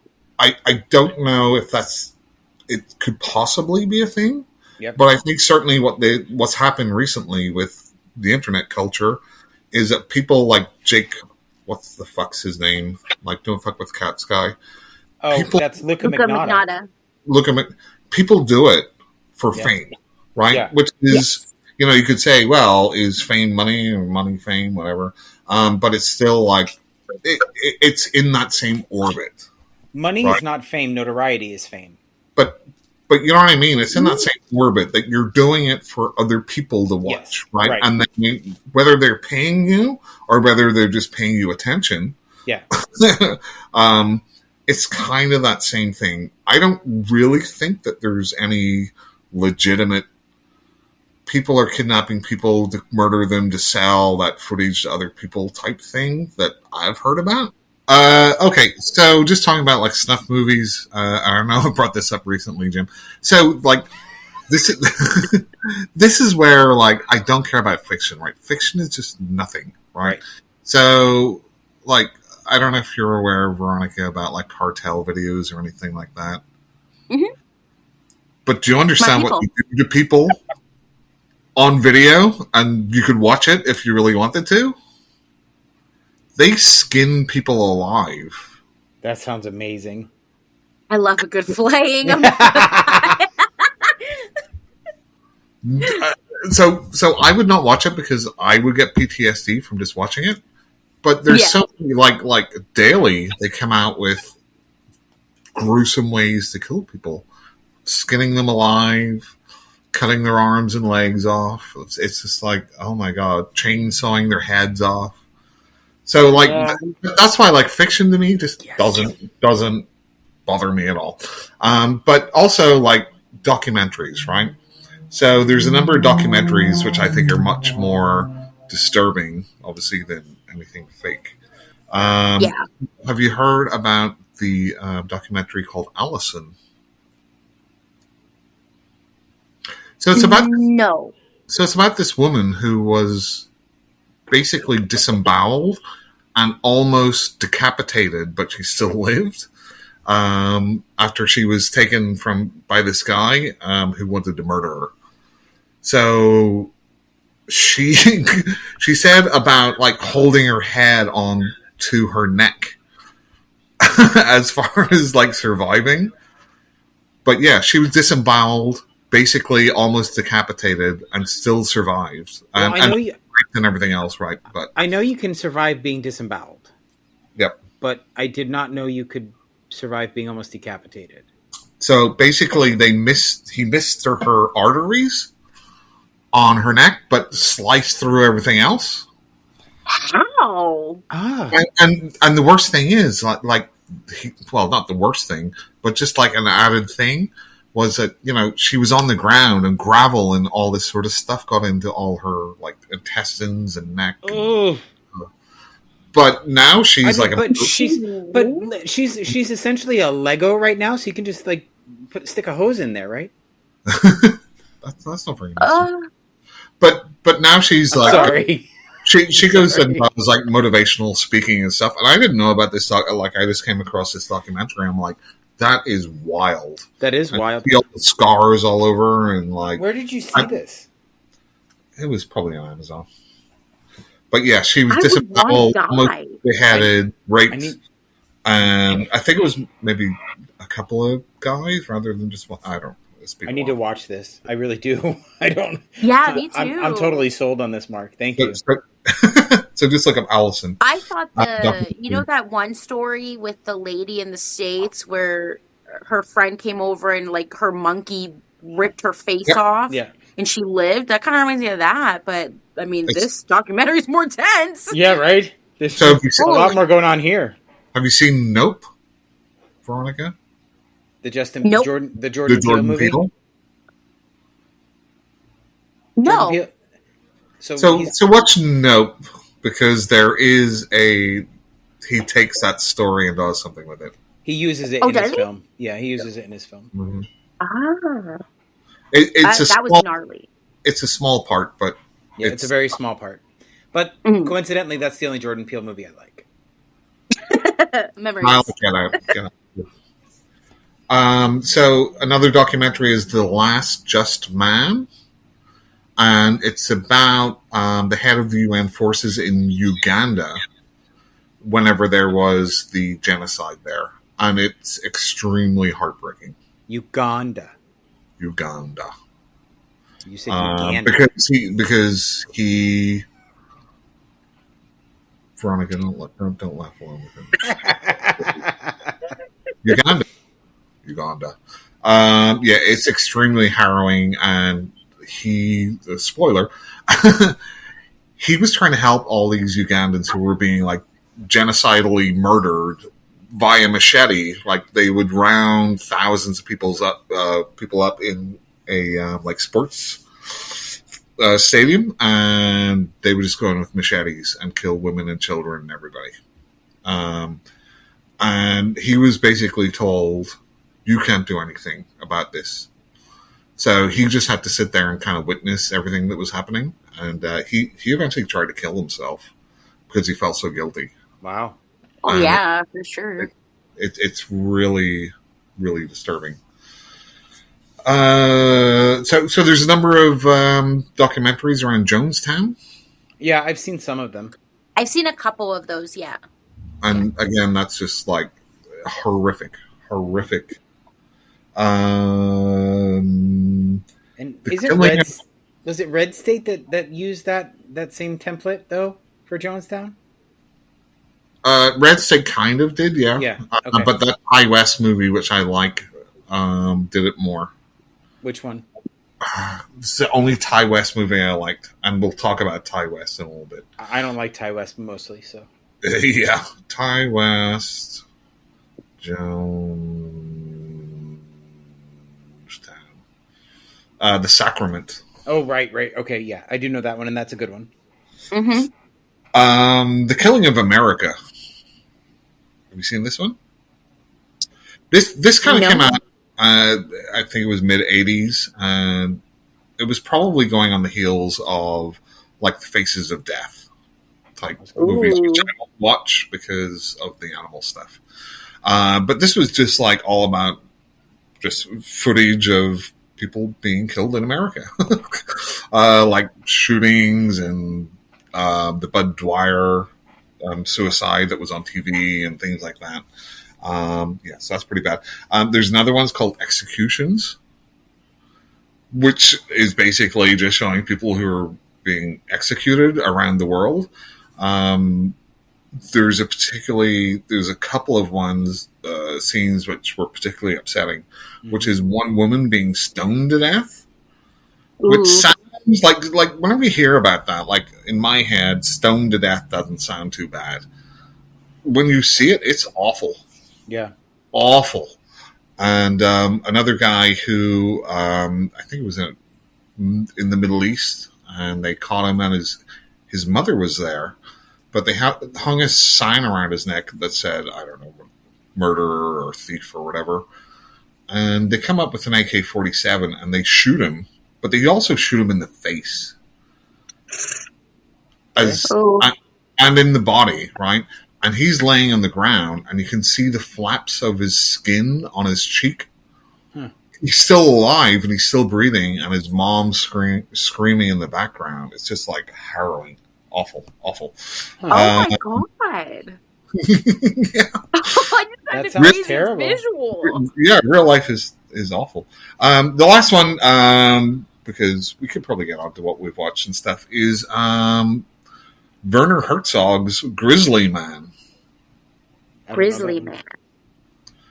It's about Timothy Treadwell, who lived with grizzly bears and thought they were his friends. Until he was killed by a grizzly bear and eaten, along with his girlfriend. And it's a documentary about him, because he documented him like hanging out with the bears and, oh, look at this bear, blah blah blah, and people like, it's talking heads, people who know him like he's a nice guy and stuff. But yeah, I fucking love the you should have known better stuff. Yeah, right. Like, who thought this was a good idea? And it's Werner Herzog, so he's very like, this was not like the. I don't know if you know Werner Herzog, but he's a very famous German documentary maker and actor, and he's very like, oh, he's a fucking idiot, yeah. basically. But so at the end of it, apparently when he was getting eaten and his girlfriend was getting eaten, they had a video camera on, but the lens cap was on. So they just recorded the audio of them getting eaten alive, and he listened to it, and he's like, told the family, just destroy this. Like, nobody needs to hear this. That's awful. Oh, I can't even imagine like those. Oh, yeah. Right? Oh, I couldn't imagine. She's gnarly. Well, but that's like in Tiger King, right? They showed the guy committing suicide on the security footage. Yeah. It's like that. Well, I almost think it's worse because there's certain fears that you have, right? Yeah. So I watched a YouTube video. I think it was on YouTube about a woman getting her leg bitten off by a great white. Right. And that's just my fear, right? Because they were on like this research ship, and a whole bunch of people jumped in the water as just to go swimming, and people were like videotaping this, and you could see the shark going towards her, and this was a big shark, and the shark just bites her leg off, leg off. She actually survived it. They brought her up and stuff, but I mean, like real life stuff again. It's just but. So, like, you can think, because I'm a big shark guy. I love sharks. But, like, Paul DeGelder, who does a lot of the Shark Week specials, was attacked by a bull shark in Australia, and he lost an arm and a leg. And he still advocates for sharks. I'm not saying against sharks. Well, I think you are, Mark. I think you're sharksist. I'm not. I think How dare you? I think sharks are absolutely beautiful creatures. They are. I just don't want to come across one in the wild. One of the worst crimes in the world is shark finning. Oh, God, yeah. Yeah. Which is absolutely brutal, and no need, like, fuck that shit. That's, again, animals is, I could watch somebody getting killed, but an animal, it's, like, more difficult for me. Yep. So shall we move on to what we've watched, Mark? Go ahead. Well, we're going to let Veronica go first. Yeah. So, Veronica, this is the point in time where we talk about what we've watched, what we've read, video games we've played. It doesn't have to be horror related. It can be anything. Just stuff that you've done that you think would be interesting. Recently? I used to love to play Dead by Daylight, the video game. Yeah? Yeah. Mark? It was... So I tried Dead by Daylight. I just don't like those co-op things. I tried Friday the 13th one, and I know there's a Texas Chainsaw Massacre one and stuff. I don't know. I don't know. I like that. Okay. I like that they had like a whole bunch of horror characters in Dead by Daylight. Yeah. So my friend before, he was so in love with it, and his husband used to play with him too, but I was always the watcher, right? I always sat there and watched with them, and then I started playing with it, and it was great, but then, I don't know, like you said, the co-op thing was like, then you got to play with like other people, and they suck, and they let you die on the hook. I was not happy about that, so... But I'm not really a video game person, but that one I did try just because of all the horror stuff, right? Yeah. It was okay for a minute, but... There's an Evil Dad one too. Right? Yep. I think I did see that one. I should have played that one, but and then there's Alien Isolation too, which is actually really good. Right, but that's not the same type of thing, Jim. It's survival horror. No, it's not a co-op. Everyone trying to survive the other thing. That's my point. It's not a co-op. That is not what we're talking about. Is your point? Thanks, Mark. Veronica, what else you got? So movies. So I said I watched Excision. I also watched Header on Tubi. I don't know. So that is Head is in capital letters, and then ER is in small caps, and it's inspired by a book by Edward Lee. Now, Edward Lee is like an original splatter extreme horror author, and he's very like. He's no holds bars, really. He's an OG for a reason, and that's based off of one of his books. I can't remember what book it was. I want to say it's The Header, but I'm not sure. Or no, The Big Head, but I'm not sure. Yeah, I forgot about it, and then Chuck talked about it recently, and I'm like, I know that movie because it was Ed Lee, and then Right. I rewatched it, and yeah, I forgot how freaking crazy that was. I'm I It putting was that like think on a my list.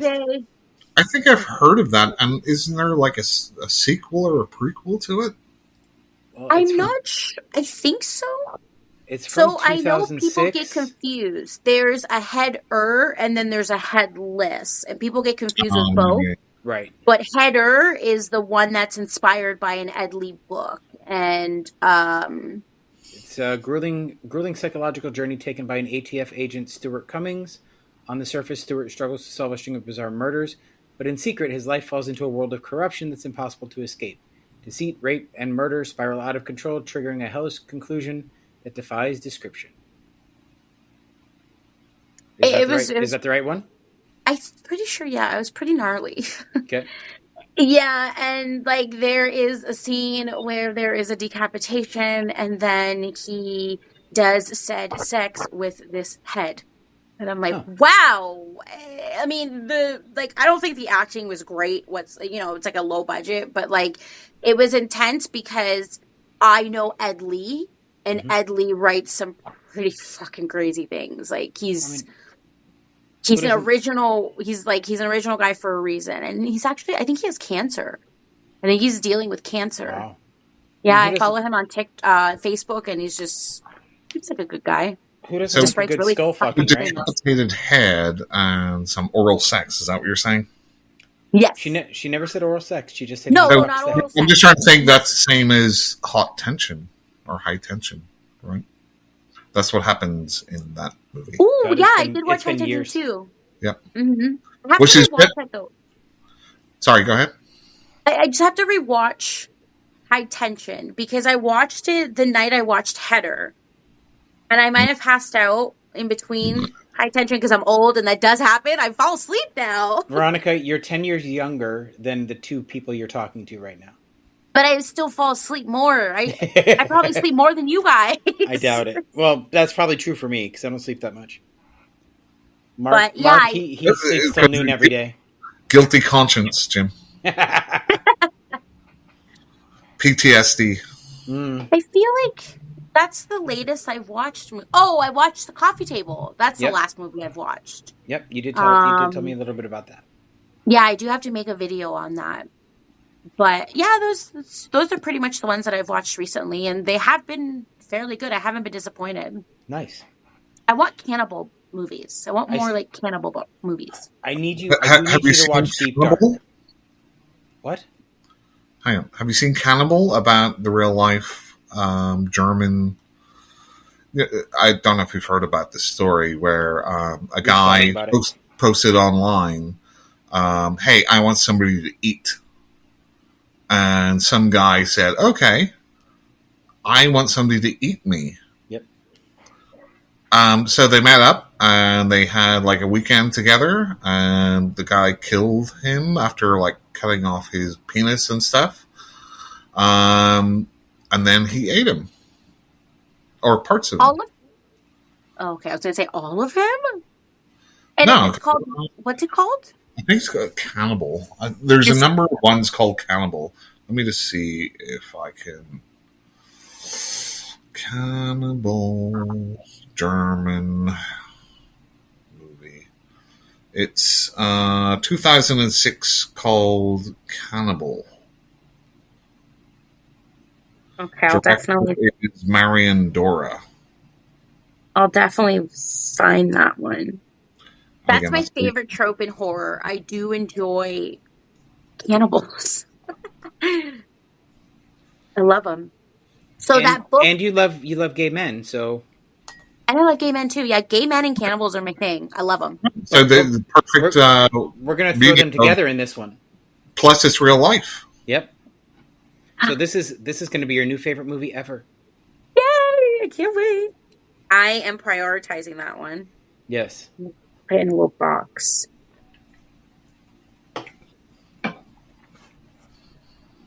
I always say this. I would like Misery to be splatter. And in that, I'd like for them to add like cannibal like parts. You're talking about Misery the book by Stephen King?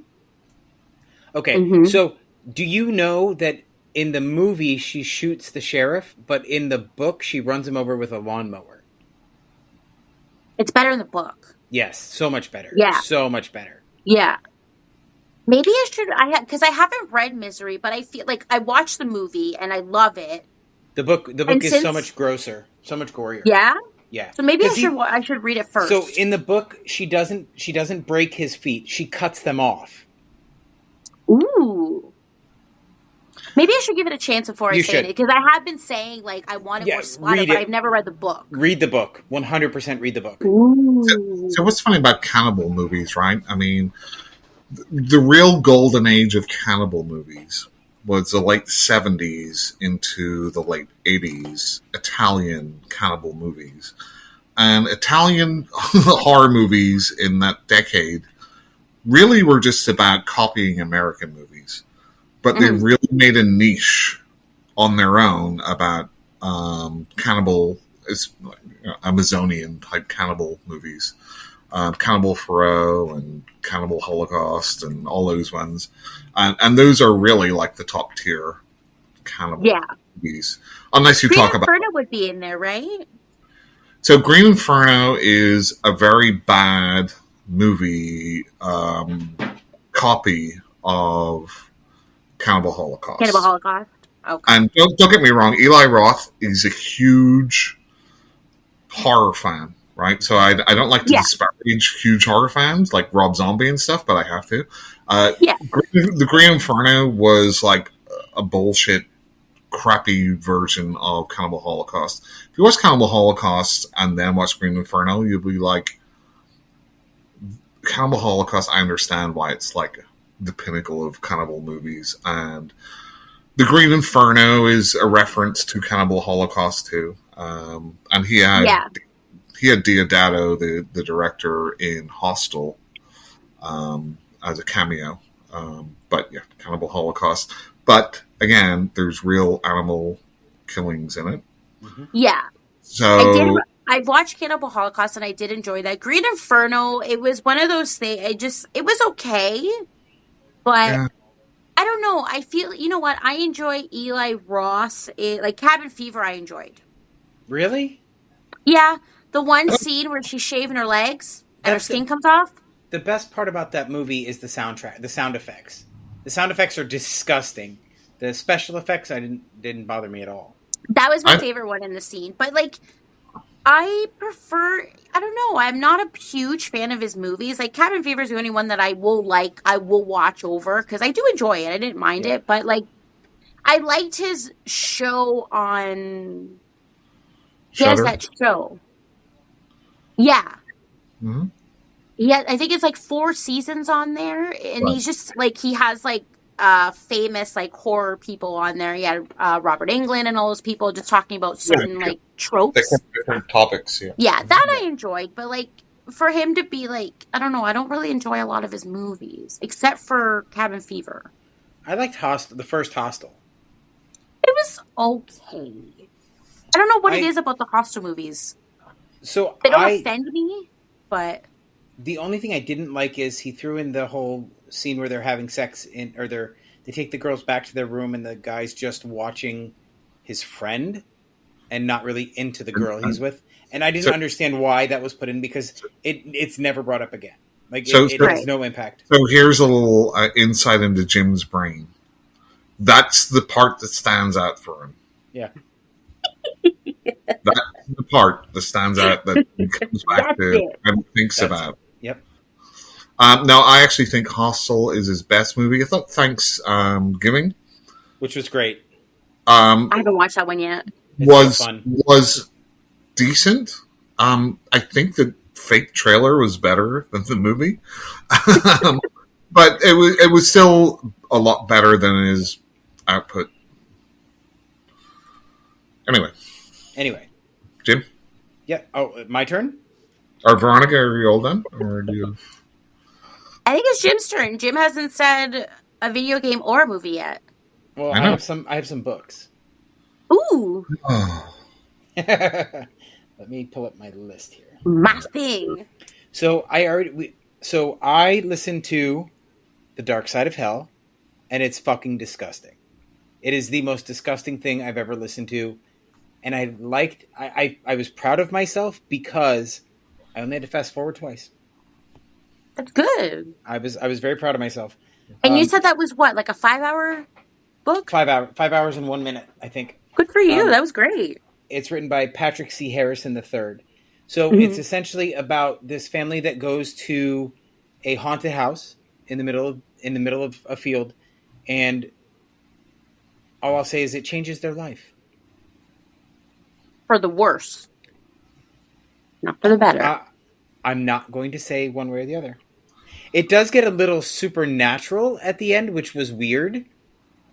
But because the author did such a great job with just the extreme horror and the real life horror that happens.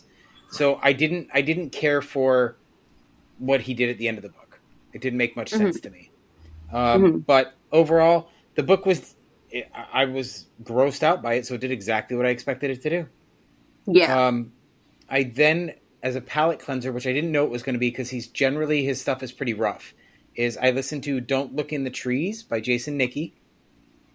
And this is a survival horror, but it's really tame for Jason Nicky. It's nothing really terrible happens in it. It's not real bloody. It's not real gory.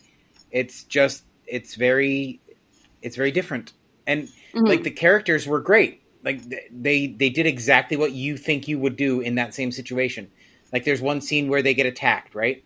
And one of their friends is outside of the van, outside of their vehicle, and they just take off. Like they just run and they take off while he goes to hide in the woods. So, I mean, that's exactly what you would expect to happen. Regardless, you're going to try and save yourself. Well, if you're if you're what? If you're a coward like you, Gene. Yeah, probably. Then I listened to Blade Job, which is by Lucas Magnum. He's extreme. So this one is not really. Okay. This is about a wrestler who goes to jail for 25 years because he's accused of killing a prostitute. Then when he gets out, the daughter of the guy he used to work for brings him a box. And inside the box is a skeleton. The skeleton comes to life and tells him what actually happened and why he was convicted. And offers him a deal. If you perform this ritual, I'll let you go back 25 years and show you the exact moment you need to change. So that's all I'm going to say. What's that called? That sounds good. Blade Job. Blade Job. I've been meaning to get into him, actually. It's all one word. And it's very...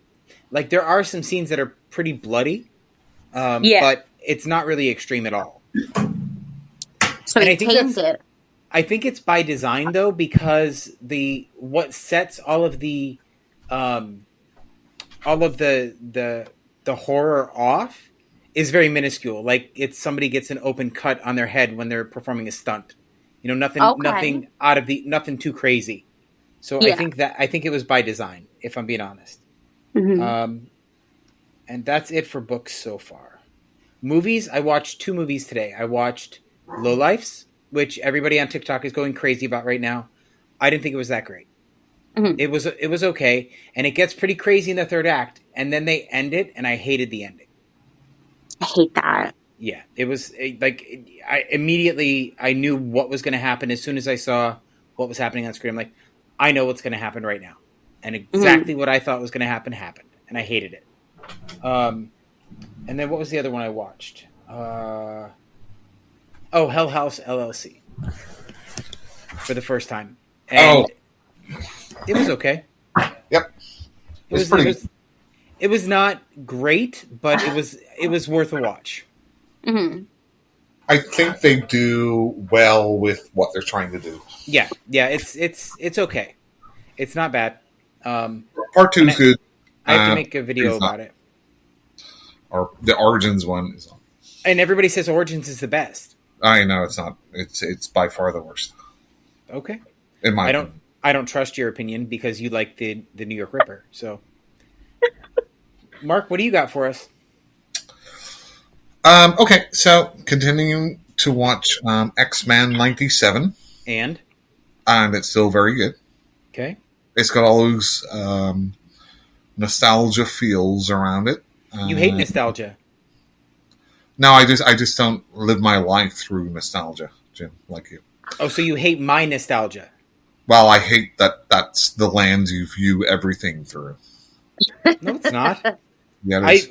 So explain to me my recent uptick in extreme horror books. How is No, that no, no, nostalgic? no, no. So, name the most recent horror movie that's in your top 5. Late Night with the Devil. Oh, bullshit. No, it really is. So, what do you rate it? 7 out of 10? No, 9 out of 10. Ooh. There's one scene. If they would have cut the movie right there, it would have been a solid 10. Okay, so take that one out. What else? Why do I have to take it out? Because I'm telling you to. I don't listen What to you. she said. I do what I want, bitch. Anyway, X-Men 97, really good. I guess it's probably got a pre-built-in audience anyway. So, for All My Sins, and we talked about Ty West a little bit, and again, the only movie that I've enjoyed from him is that Jim Jones one. The second. So, for All My Sins, I did not like X at all. Right? But I kept on hearing people saying, well, watch Pearl, it's different. Watch Pearl, it's much So different. stupid. Pearl. So I watched Pearl, and I will say it's a little better, but I didn't like it. No, not at all. Both X and Pearl, I don't even know if I would say that they're horror movies. I mean, X maybe a little bit more, but this is like, Descent into Madness without any explanation to the audience why, or hints why. I do think that Mia Goth did a good performance, especially in that last monologue that she had. And I do like some of the colors in it, but it's a boring piece of shit like most Ty West movies. I do not like Mia Goth. I've never seen a movie with her in it that I've enjoyed. I prefer, if we're gonna choose, I prefer Pearl a little bit over X. But I mean, they were just like, meh. They were just. If you like Descent into Madness movies, watch Darling. Darling. I keep recommending it to Chuck, but he's never watched it. I like Ascending into Madness. Movies. It's about a girl who she goes to house sit for a couple, and it's from 2015. You'll need that when you look it up. She goes to house sit for a couple, and she just totally loses her shit. It's filmed in black and white. It's very artsy, but I loved it. I love that. That's almost like what Excision was. It was like in this descending into madness towards like the very end was wow. Yeah. They were good. Wow, Mark? I have a lot of movies to watch. Okay, since you brought it up, Jim, I eventually got to see, after my miserable movie theater experience, Late Night with the Devil. So let me tell you about this, Veronica, right? We were lucky enough to get a screener of that movie. Mark never watched it. No? Well, in my defense, my roof was collapsing that week, so... You had 3 months. I didn't have 3 months, you fucking liar. Yes, you did. That screener link was good for 3 months. Oh, bullshit. It was. You didn't get it 3 months ago. Yes, I did. Liar. Anyway. I'll tell you exactly when I posted the video. Hold on. Go ahead. Continue. I can hear Mark thinking. Uh-huh. Because that is one of my most watched videos on TikTok, was my review of Late Night with the Devil. Oh, there you go. Late Night with the Devil. Things I loved about it. I really like David Dishman. Yeah. I really liked his performance. I really liked the aesthetics of it. Yep. And because I'm kind of a skeptic and etc., So I really loved, like, they did the whole cold reading thing, and it was obviously bullshit, and it was very a 70s, 80s thing. Mm-hmm. And then they had, like, the James Randi type skeptic coming on. Yep. I don't know if you're familiar with James Randi. I'm not familiar with the name, but I know what you're talking about because one of my favorite shows in the 80s was the Morton Downey Jr. show, and he did a lot of that. So James Randi is a very famous magician slash skeptic who would go on to, like, the Johnny Carson show and kind of reveal these fucking charlatans who would come on and say, "Yeah, I'm a medium," or whatever. And he famously had $1 million prize if anybody could prove any sort of, like, mental abilities, etc., or supernatural abilities, which is in the show, right, or which is in the movie, right? Yeah. I think that it became a little overcomplicated towards the end. Yep. And I think they should have spread that out a little bit more. I thought the first half, although I really enjoyed it, or the first even 2/3, Yep, didn't have a lot of horror stuff going on, but it was a very good, like, parody. Yeah, I thought.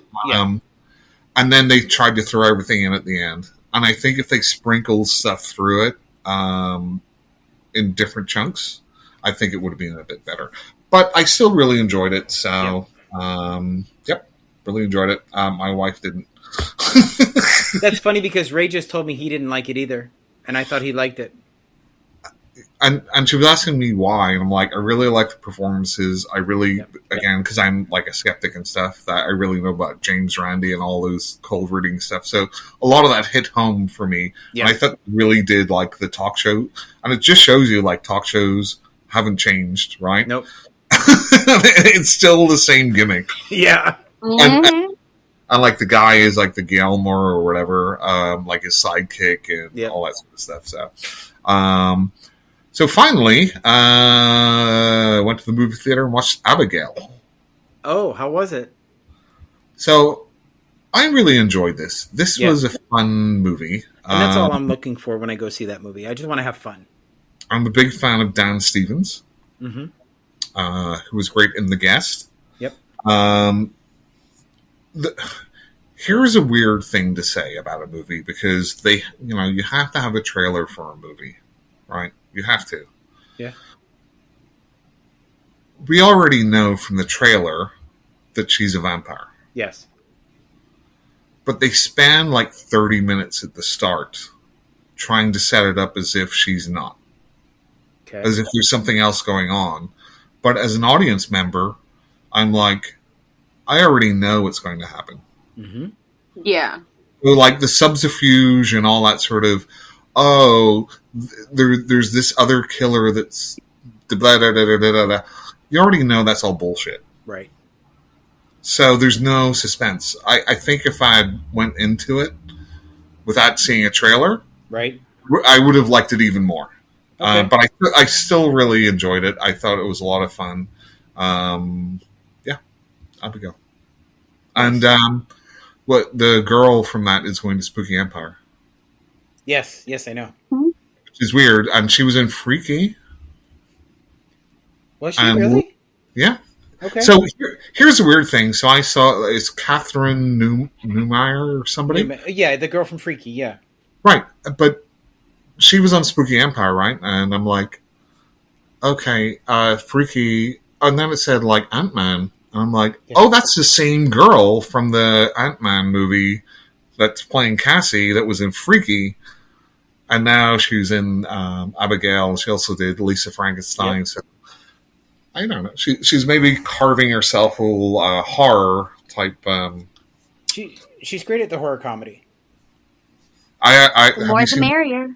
Yeah. Have you seen Lisa Frankenstein? I have. And what's it? I haven't seen it. I don't know. So, would you recommend it? So it was just okay for me, but I can absolutely see it becoming this generation's Edward Scissorhands. It has that same vibe to it. Never seen it. You've never seen Edward Scissorhands? Nope. With Johnny Depp and Winona Ryder and Anthony Michael Hall? No. Nope. And Vincent Price. Yeah, and Vincent Price. Yep. Nope. Never seen it. Oh my God, Mark! I love it. That's iconic. It is, and this will reach that level eventually. I have every faith in it. Like, everybody's pissed that Diablo Cody wrote like this cheesy fluff piece because they all wanted another Jennifer's body, but I Never thought it was seen that either. I thought it was okay. I've never seen it either. I've never seen Jennifer's Body. I don't care for Megan Fox. Same. Ever since she blew up her own career, I'm done. Yeah, I'm not a fan of her, especially now. Well, my favorite is that she posted this video or this picture on YouTube because everybody was accusing her of having Botox, and she goes like this, right? And you can see this weird swirl pattern, and you can tell it's obviously photoshopped. It's so terrible. She's like, see? Yeah, exactly. She's like, see, I have wrinkles up here. And you're like, yeah, that's really photoshopped. We know that. Jim, what's that got to do with movies? She's an actress. Right, And he's but bad what at it. her Botox got to do with the movies that she's in? No, I don't like her because she blew up her own career by talking shit about the Transformers franchise while she was actively starring in it. Who cares? It affected me. Why? Are you trying to negate my trauma, Mark? Are you pro Megan Fox? Jim just likes to shit on anything for any small reason. He wants. No, okay, so talk about hair dye in a movie, Jim. What about hair dye in a movie? Or a haircut. Or... Haircuts bother me, like Housebound. I was completely distracted by the fact that every other shot she was in a wig, and then it was her natural hair, and then it was a wig, and then it was her natural hair. It was very distracting. You're like, stop doing that. Yeah. Jim, exactly. I've got a dictionary here. I just... okay, let me flip through it. Pedantic. Oh, I know. There's a picture of Jim. There's a picture of Jim. Jim is pedantic. I cannot be the only person that does that, though. No. Who? Who else does it? Ray? Who else apart from your life partner? I don't. I am going to pose this question on TikTok, and I will find out. Do it. Sir. I will. Do it. I want to see how many people actually say me. Yeah. I will post it. I will pose this question and come back to you next week with an answer. That's quick. Okay. Yeah. Okay. Whatever communist China has to say about it, it's fine.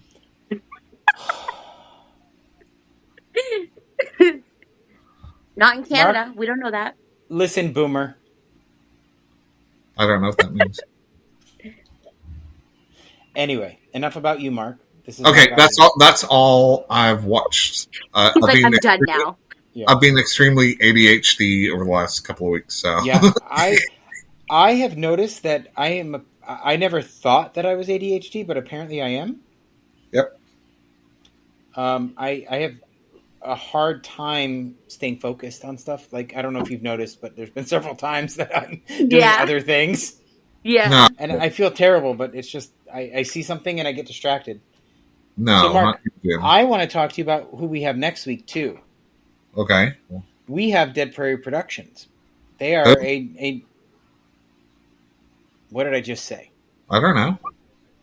Dead Prairie Productions. Dead Prairie Productions. Yes. Say that 3 times quickly. No. But they are an indie film studio. So I'm very excited to talk to them. That's awesome. Yeah. I met them on that Slasher app. Oh. I'm still not on that.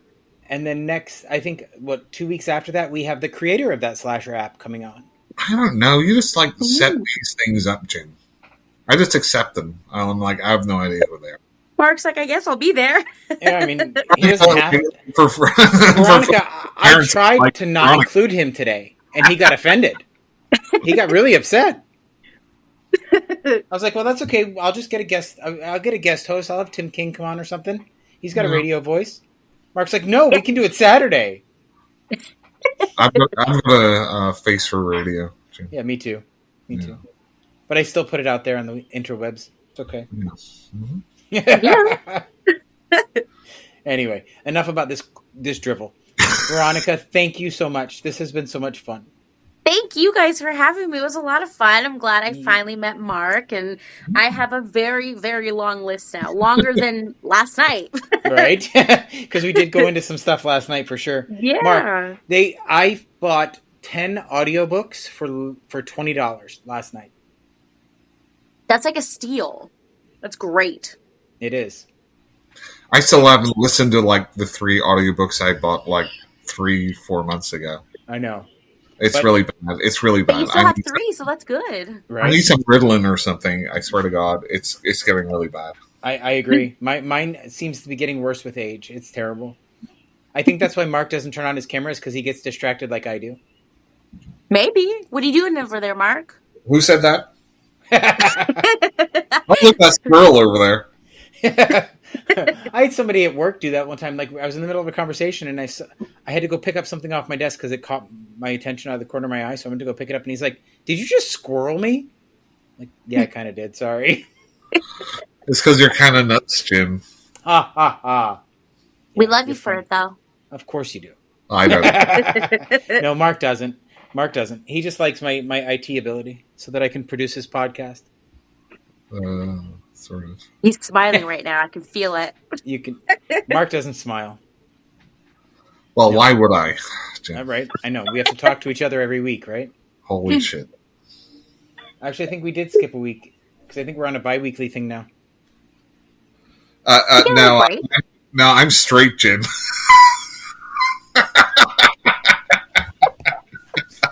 I give up. You kind of walked into that one. I'm not gonna lie. I know I did. I love it. I know I did. I know. I God. did. That's what I get. Well, That's what I get for talking to Mark. Thanks for coming on and putting up with us. And Oh, as I always, loved it. It was a great time. I See, Mark- appreciate it. Mark, Veronica, and I we talk all the time. It's you she's got to put up with. Me, she chooses to talk to.